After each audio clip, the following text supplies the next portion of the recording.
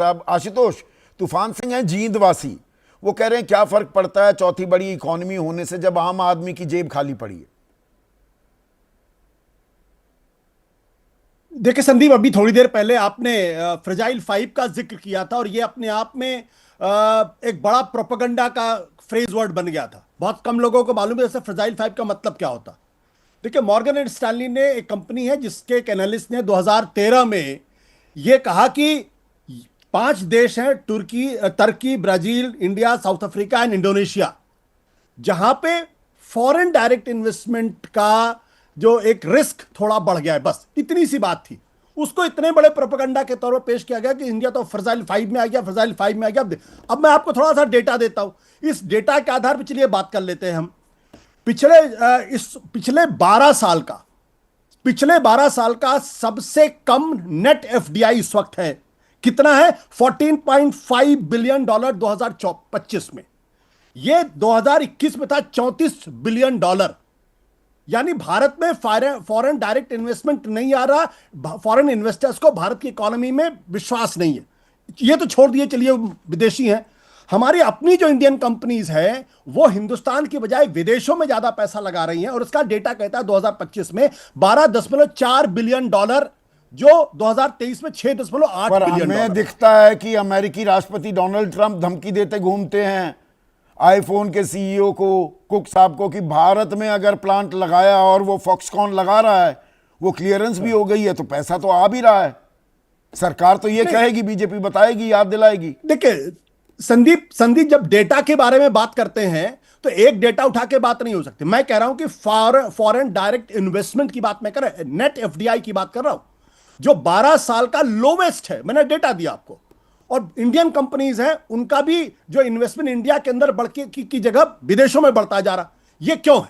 ये इसलिए है क्योंकि चाहे इंडियन इन्वेस्टर्स हो चाहे फॉरेन इन्वेस्टर्स हो, उनको इंडियन इकोनॉमी में आज की तारीख में उतना भरोसा नहीं जितना होना चाहिए। अब इक्का दुक्का कंपनीज आ रही, मैं उसके बारे में बातचीत नहीं कर रहा। अब चलिए दूसरी बात कर लेते हैं। 2008 0.2 था हमारा जीडीपी ग्रोथ, गिर के हुआ 7.2, आज की तारीख में 6.4 हो गया है। आप पर कैपिटा इनकम के बारे में बातचीत कर रहे थे, हम जापान से आगे हुए, निश्चित तौर से कोई दो राय नहीं। जापान की पर कैपिटा इनकम $43,000 है डॉलर। इंडिया की कितनी है? 2,878। चाइना की कितनी है? 13,312। अब आप अपने आप से तुलना कर लीजिए। इसके अलावा मैं एक और डेटा देता हूं। भारत में 82% लोग आज भी प्रतिदिन 560 रुपया कमाते, 82% लोग, और उसमें से 44% वो लोग हैं जो 300 रुपए पर डे कमाते हैं। 82% लोग अगर 560 रुपए पर डे कमाते, इसका मतलब क्या हो गया? 15,000 पलट कर मैं आशुतोष एक और आंकड़ा दूं, और इसमें दिलचस्प कहानी भी है। मैं अपनी टीम के साथ जब बात कर रहा था, दरअसल अगर आप 25,000 रुपए प्रति माह कमा रहे हैं, 25,000, 1,000 रुपए भी नहीं दिन के, तो आप देश के टॉप 10% सैलरी अर्न करने वालों में हैं। मेरी टीम ताज्जुब में रह गई थी ये जानकर। मैंने कहा 25,000 रुपए कमा लिए तो आप टॉप 10% लोगों में हैं देश के। नहीं। अब देखिए, सरकार तो बड़ी बड़ी बातें करती है, मल्टी डायमेंशनल पॉवर्टी, 11% लोग, बल्कि 6% लोग शायद बचे हैं जो पॉवर्टी के नीचे की रेखा। ये डेटा जो कह रहा है कि 82% लोग 560 रुपए कमाते हैं। देखिए, महत्वपूर्ण बात क्या, मोदी सरकार की सबसे बड़ी दिक्कत क्या है? This has become a government of great missed opportunities. कैसे?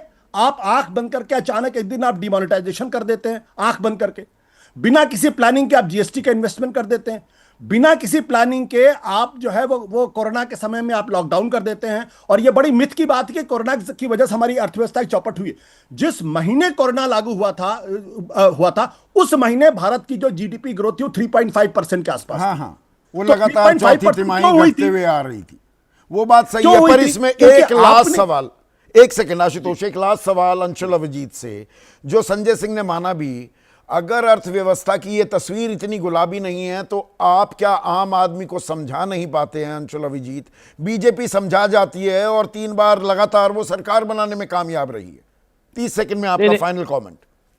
संदीप जी, जो आर्थिक विषमताएं होती हैं और जो चुनावी नतीजे होते हैं उसमें फासले होते हैं, उसकी वजह बहुत कुछ और होती है। वो चुनावी मैनेजमेंट की बात हो जाती है, भावनाओं से खेलने की उछलने की बात हो जाती है। जो ये सरकार करती है, गलत आंकड़े सामने लाना, क्या किस मैसेजेस को एम्पलीफाई करना, उसका ये तुलना नहीं की जाती। हकीकत ये है कि यहां पर गंभीर आर्थिक विषमताएं हैं, बल्कि अपनी वेशवाद में कम थी या अब ज्यादा हो गई हैं। जो जो आंकड़े सामने आ रहे हैं गैर बराबरी के और असमानता के, उस समय अंग्रेजों के जमाने में कम थी, अब बहुत ज्यादा हो गई हैं। अमीरों और गरीबों में फासला, तो वो हम भी किस अपने दिशा आप में में जा एक रहे वो हैं? बहुत दिलचस्प आंकड़ा है। आज उसके लिए वक्त नहीं बचा है, पर जो मैंने बात कही, बचपन में पढ़ाया जाता था, India is a rich nation but the inhabitants are poor. अगर हम चौथी सबसे बड़ी अर्थव्यवस्था बन रहे हैं, बहुत अच्छी बात है, सेलिब्रेट करने की बात है, लेकिन आप, मैं, आम आदमी भी उसी मकाम पर पहुंच रहा है। क्या हम दुनिया में चौथी सबसे